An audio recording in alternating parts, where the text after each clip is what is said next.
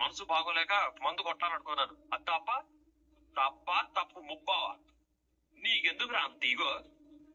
Ego ego నీలాంటి వాడుకుంటే బలుపు. భార్య చెప్తే వెంటే ఏపోతుందిరా? 1,00,000 పోయింది. మళ్ళీ ఎన్ని ట్రిప్పులు వేస్తా 1,00,000 సంపాదిస్తావు? నీ బతుక్కి పెళ్ళాం మెళ్ళలో పుస్తక తాడు చేయించలేకపోతున్నావు. నీకెందుకురా పుడింగులు? సిగ్గులేదురా? హలో, ఏంటి ఇందాక నుంచి చూస్తున్నాను? ఏంటా మాటలు? రే, అంతరాత్మ అంటేనే నీ లోపల నుంచి నువ్వు చేసే తలాతోక లేని పనుల్ని తిట్టిపోసి ఉందా నీకు? మెదడుందా నీకు? ఉన్నట్టే ఉన్నా. ఇప్పటికైనా సిగ్గు తెచ్చుకో. చేసిన తప్పు తెలుసుకో. దేవత లాంటి పెళ్ళం దొరికిందిరా నీకు. ఇంకొకరైతే నెత్తి మీద జల్లకాయ కొట్టి ఎప్పుడు వెళ్ళిపోయేది. మీనా కాబట్టి మీ లక్షావధి పెట్టే టార్చర్ భరిస్తూ, ఇంట్లో చాకిరీ అంతా చేస్తూ, ఓ పక్క పూలు అమ్ముతూ అన్నిటికీ సర్దుకుపోతుందిరా. నువ్వు ఎలా చూసుకోవాలి? పువ్వుల్లో పెట్టి చూసుకోవాలి. తన దగ్గరే పూలు కొని అందులోనే పెట్టి చూసుకోవాలి. నేను మగాడిని, నాకు నచ్చ అప్పుడప్పుడు ఉండాలనిపిస్తుంది. రే, ఇంత చెప్పినా అంత కోపేంట్రా నీకు? ఇప్పుడు ఏం చేయమంటావు? ఇంతసేపు ఏం చెప్పానురా? తాగక ముందే అంత మర్చిపోయావా? రే, ఆల్ఫా మేల్విరా నువ్వు. అంటే నీలాంటి వాళ్ళని ఈ జనరేషన్ లో అలాగే పిలుస్తారులే. వెళ్ళి మీనాకి సారీ చెప్పు. లేదంటే అప్పుల పాలైపోతావు, నవ్వుల పాలైపోతావు, రోడ్డు పాలైపోతావు, వీధి పాలైపోతావు, మనోజ్ గారి లాగా అడుక్కు తినిపోతావు. ఇంకా ఆపుతావా? ముందు నువ్వు పోతావా లేదా? పోకపోతే ఏం చేస్తారా? ఏం చేస్తావు? ఏం చేస్తానా నిన్ను?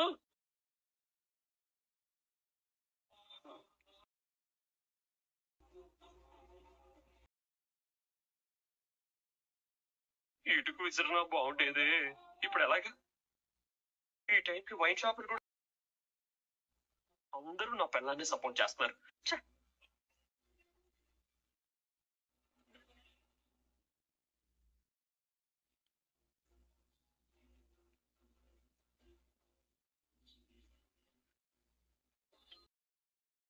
ఏంటే వాడు ఫోన్ ఎత్తట్లేదా? ఏంటమ్మా వీడు ఎక్కడున్నాడో? ఫోన్ చేసినా తీయడం లేదు. వీడు బయటికి వెళ్తే తిరిగి ఎప్పుడు వస్తాడో తెలియకుండా పోతుంది. ఎందుకే వీడిలా మనల్ని బాధ పెడుతున్నాడు? వాడు ఆ గుణగడితో తిరిగి పాడైపోయాడమ్మా. బావ వాడిని పట్టించుకోవడం మానేశాక అసలు భయం భక్తి లేకుండా పెరుగుతున్నాడు.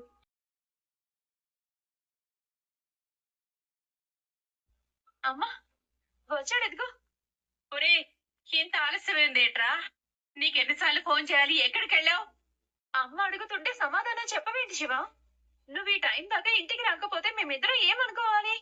ఎక్కడికి వెళ్ళావు చెప్పరా? ఏం చెప్పాలి? కాలేజ్ నుంచి వచ్చేటప్పుడు గుణ ఫోన్ చేస్తే వెళ్ళాను. అక్కడ వాళ్ళు ఏదో చిన్న పార్టీ చేసుకుంటుంటే వాళ్ళతో పాటు ఉన్నాను. అందుకు కొంచెం ఆలస్యమైంది. దానికో ఇదైపోతున్నారు. తప్పిపోతాననుకున్నారా లేక చచ్చిపోతాననుకున్నారా? చూడమ్మా ఎలా మాట్లాడుతున్నాడు. వయసు పెరిగే కొద్దీ బుద్ధి లేకుండా తయారవుతున్నాడు. చూడండి, మీకు తోపికుంటే మీరు తిట్టుకోండి, నన్ను మాత్రం డిస్టర్బ్ చేయకండి. నేను పడుకోవాలి. రే, ఇప్పుడే వచ్చి అప్పుడే పడుకుంటానంటవేంట్రా? వెళ్ళి కాళ్ళు చేతులు కడుకొని రాబో, భోంచేద్దు గాని.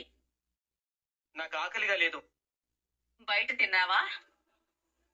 చెప్తున్నాడుగా పార్టీ చేసుకున్నామని. అక్కడ మెక్కుంటారు. అక్క, నువ్వు నోటుకు వచ్చినట్టు మాట్లాడుకో. మాట్లాడతారా? అయితే ఏంటి? నువ్వు ఇలా దుబారాగా గాలి తిరుగుడు తిరిగి వస్తూ ఉంటే నేను ఇలాగే మాట్లాడతాను. అమ్మా, అక్క నోరు నువ్వు ముయిస్తావా? నా స్టైల్ ముయించాలా? నీ స్టైలా? చెప్పు, ఏ స్టైల్లో నా నోరు మోయిస్తావు? నాకు నీతో మాట్లాడాలనిపించట్లేదు. అవతలిపో. ఏంట్రా ఏదో స్మెల్ వస్తుంది? ఏంటది? అడిగేది నిన్నే. ఏంటా స్మెల్? చెప్పు. తాగొచ్చావు కదా? నాకు ఈ కంపెనీ ఇద్దామని వెళ్ళాను. ఒక పెగ్గు తాగమన్నాడు, వద్దన్నాను. బలవంతం చేశాడు, కాదనలేకపోయాను. దానికి నేనేదో రోజు తాగొచ్చిన వాళ్ళలాగా మాట్లాడుతున్నారేంటి? ఏం మాట్లాడుతున్నావురా? మందు జోలికి పో. వద్దురా, అది జీవితాలని నాశనం చేస్తుంది. తాగొచ్చిందే కాక మళ్ళీ సమర్థించుకుంటున్నావా? ఆ అయితే ఇప్పుడు ఏంటంట? నేనేమన్నా మీ అల్లుళ్ళ తాగుబోతున్నా? కాదు కదా. ఏదో సంవత్సరానికి ఒకసారి చిన్న పార్టీ వల్ల తాగాల్సి వచ్చింది, ఆలస్యం అయిపోయింది. అనవసరంగా ఈ విషయాన్ని పెద్ద చేయకండి, వెళ్ళి పడుకోండి.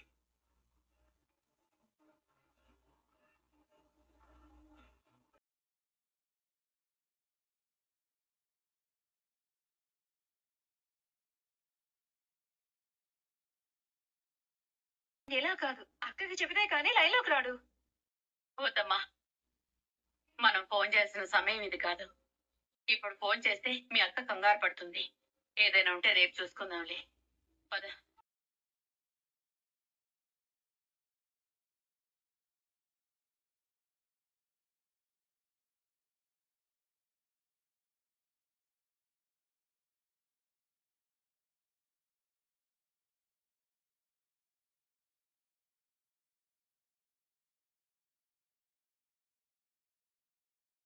ఎరా షష్టి పూర్తి, లోపలికి రారా.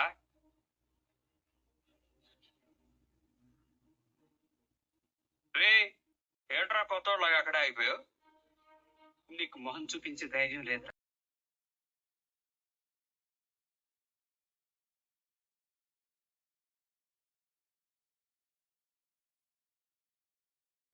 అరే, ఏదైనా ఉంటే టాక్సీ స్టాండ్ లో చూసుకునే వాళ్ళం కదరా. లేదురా, తప్పని ఒప్పుకోవడానికి కూడా సిగ్గుపడితే ఎప్పటికీ తప్పులు చేస్తూనే ఉంటాం. ఆ, ఇప్పుడు ఏమైందిరా? చాలా అయింది. బంధువుల ముందు గొప్పగా చూపించుకోవాలని అప్పు చేశాను. మా పెదనాన్న ఫంక్షన్ జరిగినంత గ్రాండ్ గా జరగాలని అనవసరమైన ఖర్చు చేశాను. చివరికి ఏం జరిగింది? నా తిండి తిని నా ముందు తాగి చివరికి నన్నే అనేసిపోయారు. నన్ను వెనకేసుకొచ్చినందుకు నిన్ను అవమానించారు. రే, ఇవన్నీ ఎందుకు? మనం బయట మాట్లాడుకుందాం పద. మాట్లాడివ్వండి. ఒక్కొక్క విషయం నుంచి ఒక్కొక్క అనుభవం దొరుకుతుంది. ఆ అనుభవం వల్ల గుణపాఠం నేర్చుకుంటాం. అదే భవిష్యత్తులో ఉపయోగపడుతుంది. నాకు చెల్లెమ్మ ముందే చెప్పింది, అనవసరమైన ఆర్భాటాలకు పోయి అప్పుల పాలు కావద్దు అని. నేనే వినలేదు. నా కోసం నువ్వు చెల్లెమ్మతో గొడవపడి అప్పు తెచ్చి తిని ఎత్తేసిపోయారు. అదంతా మీనా ముందే ఊహించింది. నా కోసం నువ్వు బయట అప్పు చేసి తెచ్చిచ్చావు. అసలైన బంధువులు ఎవరో నాకు ఇప్పుడే అర్థమైంది. మీనా మంచి చెప్పింది. నువ్వు నీ శక్తికి మించి సాయం చేశావు. రే, ఇప్పుడు అవన్నీ ఎందుకు? మీరా, నువ్వు వెళ్ళి వీడి కోసం కాఫీ తీసుకురా. వద్దు చెల్లెమ్మా, ఈ విషయంలో నాకే కాదు బాలుకు కూడా కళ్ళు తెరుచుకోవాలి. రే, నేనేం కళ్ళకి టేప్ అంటించుకొని తిరగడం లేదు. నీకు అవసరమైనప్పుడు ఆదుకోకపోతే ఇక స్నేహానికి అర్థమే ఉంది. స్నేహానికి అర్థం అది కాదు. స్నేహితులకి అప్పులు ఇవ్వడం స్నేహం కాదు. స్నేహితుల్ని అప్పుల పాలు కాకుండా హెచ్చరించడమే స్నేహం. అవసరం అనుకుంటే ఎంతైనా ఇవ్వచ్చు. అనవసరం అనుకున్నప్పుడు నచ్చజెప్పి ఆపాలి. నీకు ఛాన్స్ దొరికిందా? రే, ఇలా ఇంట్లో భార్యలు ఇచ్చే సలహాలు చెప్పనివ్వకుండా నోరు నొక్కడం వల్లరా మనం ఇంకా ఎదగడం లేదురా. నా భార్య కూడా అప్పు అవసరమా అంది. నేనే ఇబ్బంది పడతానని చెప్పింది. నేను వినలేదు. చెల్లెమ్మ నీకు చెప్పింది, నువ్వు వినలేదు. మనిద్దరికి ఒకేసారి ఒకే విషయంలో ఎదురు దెబ్బ తగిలింది. ఇంకా పుడుంగులెందుకురా?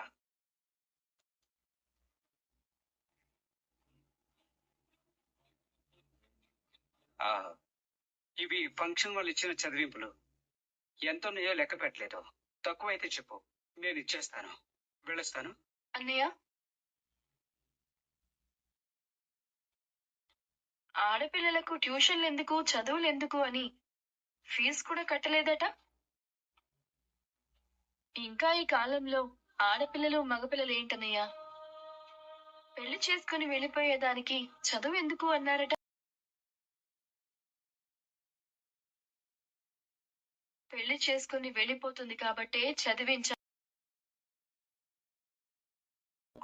గౌరవం ఇస్తారు. చదువుకుంటేనే ఆడపిల్లలు వాళ్ళ కాళ్ళ మీద వాళ్ళు గర్వంగా నిలబడగలుగుతారు. అవునరా, మగపిల్లలు చదివి ఉద్ధరిస్తారు. మా అమ్మ మా మనోజ్ గారిని లక్షలు లక్షలు ఖర్చు పెట్టి చదివించింది. వాడు కూడా డిగ్రీల మీద డిగ్రీలు తెచ్చుకున్నాడు. ఏం బిగాడు, ఏం అవతరించాడు? లక్షలు మింగాడు, గుడి ముందు అడుక్కున్నాడు. ప్రపంచంలోని ప్రతి టాపిక్ ని నన్ను తిట్టడానికి ఎలా వాడుకోవాలో వాడుకుంటున్నాడు వీడు. కిందకెళ్తే మిగిలిన సగం పరువు కూడా తీసేలా ఉన్నాడు. లేదమ్మా, ఇంత జరిగిన తర్వాత కూడా అర్థం కాకపోతే నేను మనిషినేనా? ఇక్కడి నుంచి కష్టపడే ప్రతి రూపాయి ఖర్చు పెట్టే ముందు అది అవసరమా అనవసరమా అనేది తేల్చుకొని ఖర్చు పెడతాను. రేయ్, ఈ డబ్బు ఇవ్వడం అవసరమా? తర్వాత చూసుకుందాం. లేదు, వాయిదాలు వేసుకుంటే అప్పు తీరదు, నీకు వడ్డీ పెరగడం తప్ప. తెచ్చిన చోట కట్టేసారా, వస్తాను.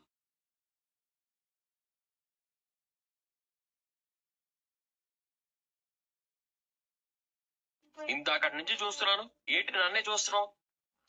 మీరు చూడకపోతే నేను చూస్తున్నట్టు ఎలా తెలుస్తుంది? ఆ, డబ్బు తెచ్చిచ్చాడు కదా, స్నేహితుడికి సాయం చేస్తే 1,00,000 కోసం 1,00,000 సార్లు కొరిగావు కదా, ఇప్పుడేమంటావు? నేనేమంటాను? మీకు పాఠాలు తలకెక్కుంటే డిగ్రీల మీద డిగ్రీలు చదువు ఉండేవారు అంటాను.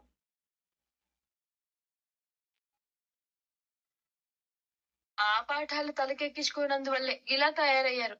ఏంటి డిగ్రీలు? ఆ లక్షలు మింగినోడు చదివాడు డిగ్రీలు, ఏం సాధించాడు? ఉద్యోగం సద్యోగం లేక పార్కులో పడుకున్నాడు. భార్య పుట్టింటి నుంచి లక్షలు తెచ్చిస్తే ఏదో షాప్ పెట్టుకున్నాడు. ఆ షాప్ అయినా సరిగ్గా నడవడానికి ఆ డిగ్రీలు పనికొచ్చాయేవాడికి?